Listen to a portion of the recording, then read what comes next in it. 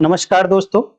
आज से हम भारतीय साक्ष्य अधिनियम 2023 भी शुरू करने जा रहे हैं और एग्जाम पॉइंट ऑफ व्यू से पढ़ेंगे, तो इसलिए क्लासेस सब्जेक्टिव होंगी, एनालिसिस कम से कम करेंगे और कोशिश करूंगा कि थोड़े समय में आपको ज्यादा से ज्यादा नॉलेज दे दी जाए, जिससे कि जिन लोगों का एग्जाम पास में है वो जल्दी से अपने सिलेबस को कवर कर सके। कि सबसे पहले आप ये देखिए कि एक लॉ ऑफ एविडेंस होता है, इसको कितने नामों से एग्जाम में पूछा जा सकता है। तो एक नाम हो सकता है लॉ ऑफ एविडेंस, दूसरा नाम द इंडियन एविडेंस एक्ट 1872 या तीसरा नाम भारतीय साक्ष्य अधिनियम 2023। इन तीन में से अगर कुछ भी नाम आपको एग्जाम में मिलेगा तो आप मान लीजिए कि ये लॉ ऑफ एविडेंस की बात हो रही है। अभी लॉ ऑफ एविडेंस को मैं बहुत डिटेल में अभी सेक्शन वाइज पढ़ाऊं, उससे पहले आप लोगों को बेसिक बता देना चाहता हूं। और मैंने कितनी बार देखा है कि इस बेसिक से बहुत सारे क्वेश्चन पूछे जाते हैं। पहला क्वेश्चन लेते हैं, हिंदी और इंग्लिश दोनों में पढ़ाएंगे दोस्तों, आपको डरने की आवश्यकता नहीं है कि यहाँ केवल इंग्लिश में पढ़ाया जाएगा। तो पहला क्वेश्चन लेता हूं, इज दिस सब्सटैंटिव लॉ और प्रोसीजरल लॉ और एडजेक्टिव लॉ। हिंदी की बात करें तो क्या यह मूल विधि है? मूल विधि को मौलिक विधि भी लिखा जा सकता है। क्या यह प्रक्रिया विधि है? प्रक्रियात्मक भी लिखा जा सकता है। या ये विश्लेषणात्मक विधि है? इन तीन नाम में से आपको कुछ भी देखने को मिल सकता है। तो आप ये देखिए कि Indian evidence act, law of evidence या भारतीय साक्ष्य अधिनियम 2023 प्रोसीजरल लॉ है। कैसा लॉ है? प्रक्रियात्मक विधि है, आप रट लीजिए।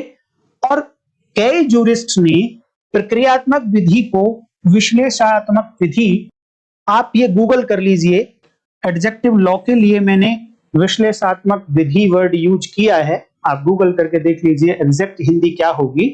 बट प्रक्रियात्मक विधि कहें या एडजेक्टिव लॉ कहें, प्रोसीजरल लॉ कहिए, आप एडजेक्टिव लॉ कहिए, दोनों एक ही बात है। एग्जाम में अगर कुछ भी आपको मिले, मान लीजिए substantive law and adjective law आपको मिल जाता है कहीं, तो आपको कंफ्यूज नहीं होना। एडजेक्टिव लॉ का मतलब प्रक्रियात्मक विधि है। क्वेश्चन का आंसर तो आपको मिल गया, लेकिन केवल और केवल इतने मात्र से आपको सफलता नहीं मिलेगी। आपको यह भी जानना पड़ेगा कि सब्सटैंटिव लॉ की डेफिनेशन क्या होती है, प्रोसीजरल लॉ की डेफिनेशन क्या होती है। और डेफिनेशन के लिए या डिफरेंस बताने के लिए दोनों के बीच में आप जब डेफिनेशन पढ़ लेंगे तो कंफ्यूज भी हो जाएंगे। और इस कंफ्यूजन को दूर करने के लिए मैं एक जूरिस्ट साहब का नाम आपको बताना चाहूंगा, सेलमन। और इन्होंने अपनी बुक में क्या लिखा है? इन्होंने कहा, it is no easy task to state with the precision the exact nature of the distinction between substantive law and law of procedure. Law of procedure प्रक्रियात्मक विधि या मौलिक विधि में डिफरेंस करना आसान काम नहीं होगा। ऐसा इन्होंने, इनकी बुक है, ये 12th एडिशन आप पढ़िए, लंदन का है, और इसका पेज नंबर 461 आप पढ़ेंगे तो वहां पर ये सेंटेंस लिखा है। और इन्होंने साथ में कहा कि it is not correct to say that a substantive law does not contain procedural provisions and vice versa। इन्होंने ये भी कहा कि आप अगर ये कहेंगे कि सब्सटैंटिव लॉ में या मौलिक विधि में प्रोसीजरल लॉ के प्रावधान नहीं होंगे, प्रक्रियात्मक विधि के प्रावधान नहीं होंगे, ऐसा कहना करेक्ट नहीं होगा, सही नहीं होगा। क्योंकि आप बहुत सारे लॉ देखेंगे तो उनमें पाएंगे कि उस लॉ में कुछ प्रोसीजरल बातें भी लिखी हैं और उसी में कुछ सब्सटैंटिव लॉ की भी बातें लिखी है। आप कैसे पहचानेंगे कि कौन सी बात सब्सटैंटिव लॉ की है और कौन सी बात प्रोसीजरल लॉ की है? और दोस्तों मैं ये भी बताऊंगा कि कौन कौन से एक्ट हमारे जो कानून में यहाँ पे दिए गए, हमारे भारत में जो कानून हैं, कौन कौन से प्रक्रियात्मक विधि में काउंट होंगे, कौन से सब्सटैंटिव लॉ मौलिक विधि में काउंट होंगे। वीडियो को आप ध्यान से देखते रहिए। देखिए, पहले मैं आपको बताना चाहूंगा कि सब्सटैंटिव लॉ की डेफिनेशन क्या होती है। तो it confers powers and rights, it imposes duties and liabilities। Hindi की बात करें तो जो मौलिक विधि होती है, ये किसी भी व्यक्ति को शक्ति देती है, अधिकार देती है, या फिर उसके कर्तव्य या उसका दायित्व बताती है। अब मौलिक विधि से आगे जब आप देखेंगे कि प्रोसीजरल लॉ क्या होता है या प्रक्रियात्मक विधि क्या होती है, तो ये कहीं ना कहीं सब्सटैंटिव लॉ से ही कनेक्टेड है। सब्सटैंटिव लॉ में क्या बात कही गई थी? राइट्स की, ड्यूटीज की और लायबिलिटीज की। लेकिन सब्सटैंटिव लॉ ने किसी व्यक्ति को ये सारी बातें दी थी, लेकिन प्रक्रियात्मक विधि प्रोसीजरल लॉ ये बताता है कि देने के बाद अगर उनका वायलेशन होता है, अगर उन्हें पाना है, अपने राइट्स को लेना है, तो उनका एनफोर्समेंट कैसे होगा, उन्हें पाने की प्रक्रिया क्या होगी, वो सब बताई जाती है प्रोसीजरल लॉ में। It deals with the procedure by which those rights, duties, liabilities are enforced in court of law. Court के अंदर यह प्रक्रिया विधि, यह वह प्रक्रिया बताता है जो किसी कर्तव्य, अधिकार या दायित्व को कोर्ट में कैसे लागू कराया जाए, वो प्रक्रिया विधि ये प्रोसीजरल लॉ बताते हैं। तो डेफिनेशन पॉइंट ऑफ व्यू से आप ऐसे देख लीजिए। लेकिन अब आप पाएंगे कि जहां जहां सब्सटैंटिव लॉ की बात होती है, उसके अंदर राइट्स, लायबिलिटीज और ड्यूटीज के साथ साथ प्रक्रिया भी लिखी होती है कहीं कहीं। अब मैं आपको एक एग्जांपल के थ्रू समझाने की कोशिश करता हूं कि procedural law and substantive law क्या होता है। देखिए, आईपीसी में एक सेक्शन है 302 और बीएनएस में सेक्शन है 103, जो मर्डर या हत्या को पनिशेबल बताता है, दंडनीय बनाता है। और कितने तरीके का दंड दिया गया, वहां बताया गया कि अगर किसी पर्सन ने कोई मर्डर कर दिया है या हत्या कर दी है, तो उसको या तो डेथ पेनल्टी, मृत्यु दंड मिलेगा, या लाइफ इंप्रिजनमेंट, आजीवन कारावास मिलेगा। तो ये जो उसके दायित्व बताए गए हैं कि डेथ पेनल्टी होगी या आजीवन कारावास होगा, इनको दिया कैसे जाएगा उस व्यक्ति को? जब उसने मर्डर किया वहां से लेकर डेथ होने तक क्या प्रक्रिया अपनाई जाएगी, वो सारा प्रोसीजरल लॉ कहना है। तो जैसे कि आईपीसी में तो बता दिया गया कि भैया इसका ये दायित्व होगा, इट मींस आईपीसी कैसा लॉ हो गया? सब्सटैंटिव लॉ, मौलिक विधि। बीएनएस कैसा विधि हो गया? Substantive law. लेकिन अब जैसे ही किसी का मर्डर हुआ, तो सबसे पहला काम क्या होगा? एनफोर्स कैसे करना है अब इस लायबिलिटी को? कि सबसे पहले इन्वेस्टिगेशन होगा। तो इन्वेस्टिगेशन कहां होगा? सीआरपीसी या बीएनएसएस के थ्रू। उसके बाद इन्वेस्टिगेशन क्या होता है? कलेक्शन ऑफ एविडेंसेस, जो साक्ष्य होंगे उनको एकत्र करना है। तो एकत्र करने का तरीका कहां बताया गया? बीएनएसएस में या the code of criminal procedure में 1973। और उसके बाद जब एविडेंसेस कलेक्ट हो गई तो फिर ट्रायल चलेगा। ट्रायल चलेगा, देन पता लगेगा कि हाँ, ये व्यक्ति को डेथ देनी है, लाइफ इंप्रिजनमेंट देनी है।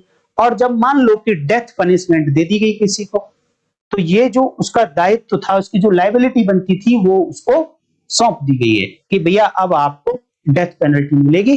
तो अब आप सेक्शन देखिए, 354 तो होती थी सीआरपीसी में, और अगर आप बीएनएसएस की बात करेंगे तो वो होती है 393। और इसकी सबसेक्शन 5 देखिएगा, वहां पर यह बताया गया कि अगर किसी व्यक्ति को डेथ पेनल्टी दी गई, ये मृत्यु दंड की अगर सजा दी गई है, तो प्रक्रिया क्या होगी मृत्यु दंड देने की? किस तरीके से मृत्यु दंड दिया जाएगा? क्या उसका गला काट दिया जाएगा, या उसको जहर दे दिया जाएगा, या उसको सांप से कटवा दिया जाएगा? कौन सा प्रोसीजर फॉलो किया जाएगा? तो इस बात को कौन बताएगा? प्रोसीजरल लॉ बताएगा, सीआरपीसी बताएगी। सीआरपीसी की बात करें तो 354 सबसेक्शन 5, भारतीय नागरिक सुरक्षा संहिता की बात करें तो 393 सबसेक्शन 5। और वहां पर यह लिखा गया कि अगर किसी व्यक्ति को डेथ पेनल्टी दे दी गई है, तो उसको लटकाया जाएगा जब तक उसकी मृत्यु नहीं हो जाती है, जब तक उसके प्राण ना निकल जाए, तब तक ऐसे व्यक्ति को लटका के रखा जाएगा। तो इस एग्जाम्पल से आप समझ गए होंगे substantive law and procedural law. अब मैं आपको यह बताना चाहूंगा कि हमारे भारत में कौन कौन से कानून को सब्सटैंटिव लॉ, मौलिक विधि माना जाता है, या किस किस कानून को प्रक्रियात्मक विधि, प्रोसीजरल लॉ माना जाता है। हालांकि डिफरेंस करना बहुत मुश्किल है एज पर सेल्डम, और आपने भी देखा होगा कि जहां सीआरपीसी में प्रोसीजर बताया गया वहीं पर पुलिस ऑफिसर की कुछ शक्तियां बताई गई, उसके कुछ राइट्स बताए गए, उसकी कुछ ड्यूटीज बताई गई। Even then CrPC procedural law की कैटेगरी में आता है। इसलिए एग्जाम पॉइंट ऑफ व्यू से हमें हर लॉ को ये तो बताना ही पड़ेगा कि वो प्रोसीजरल लॉ है या वो सब्सटैंटिव लॉ है। तो देखिए, सबसे पहले देखते हैं कि प्रोसीजरल लॉ में कौन कौन से हैं। कुछ एग्जांपल्स तो आपको माइंड में रखने ही चाहिए। CPC, the code of civil procedure 1908, ये प्रक्रियात्मक विधि का एक एग्जांपल है। CrPC, the code of criminal procedure 1973, ये प्रोसीजरल लॉ है। बीएनएसएस, अब 1 जुलाई 2024 से भारतीय नागरिक सुरक्षा संहिता 2023 प्रोसीजरल लॉ का एग्जाम्पल है। Indian evidence act 1872 procedural law का एग्जाम्पल है, जो अब भारतीय साक्ष्य अधिनियम 2023 हो गया है। तो क्योंकि हमारी इंडियन एविडेंस एक्ट की क्लास है, तो आपको पता होना चाहिए कि इंडियन एविडेंस एक्ट कैसा लॉ है। तो अगर एग्जाम में आपसे पूछा जाए तो प्रोसीजरल लॉ, एडजेक्टिव लॉ या प्रक्रिया विधि, प्रक्रियात्मक विधि, जो भी नाम दिया जाए इंडियन एविडेंस एक्ट या भारतीय साक्ष्य अधिनियम 2023 को, वो इस कैटेगरी में आएगा। कुछ एग्जाम्पल देखते हैं सब्सटैंटिव लॉ के, मौलिक विधि के। तो सबसे पहले Indian constitution. Indian constitution substantive law है, मौलिक विधि है। इंडियन पीनल कोड 1860, जिसको शॉर्ट में आईपीसी बोलते हैं। आज की डेट में भारतीय न्याय संहिता 2023, ये दोनों के दोनों सब्सटैंटिव लॉ की कैटेगरी में आते हैं, मौलिक विधि की कैटेगरी में आते हैं। तो दोस्तों, उम्मीद करता हूं कि अगर आपको ये क्वेश्चन आएगा substantive law, procedural law, adjective law, Indian evidence act, और कोई सेंटेंस दे दिया जाएगा कि substantive law means, procedural law means, तो आप उसको ठीक करके आएंगे। तो जब जब सब्सटैंटिव लॉ की बात आए तो 4 वर्ड्स आपके आंसर में होने चाहिए: powers, rights, duties and liabilities. और जब प्रोसीजरल लॉ की बात आए तो एनफोर्समेंट वर्ड आपका होना चाहिए। और एनफोर्समेंट ऑफ व्हाट, लागू करना है किस चीज को, यही 4 बातें जो सब्सटैंटिव लॉ में बताई गई। एक नेक्स्ट क्वेश्चन के साथ फिर नेक्स्ट क्लास में मिलेंगे। दोस्तों, अगर आप नए हैं तो चैनल को सब्सक्राइब कर लीजिए। बिल्कुल अच्छी बिल्कुल सही जानकारी आप लोगों को यहाँ दी जाएगी। और अब मैं थोड़ा सा एविडेंस एक्ट को स्पेशली सब्जेक्टिव रखूंगा, एग्जाम पॉइंट ऑफ व्यू से आप लोगों को समझाऊंगा। अदरवाइज मेरी वीडियोस आप दूसरे सीआरपीसी पर, बीएनएसएस पर देख लीजिए, बहुत डीप होती हैं और एक्चुअल में तो वैसे ही पढ़ना चाहिए, बट अभी एग्जाम पास में है तो आप हो सकता है कि ऐसे ना पढ़ें, जल्दी जल्दी पढ़ना चाहेंगे तो भी मैं आपके लिए सफिशिएंट मटेरियल प्रोवाइड करा दूंगा। आज की वीडियो में इतना ही, नेक्स्ट वीडियो में फिर मिलेंगे। तब तक के लिए नमस्कार, जय हिंद।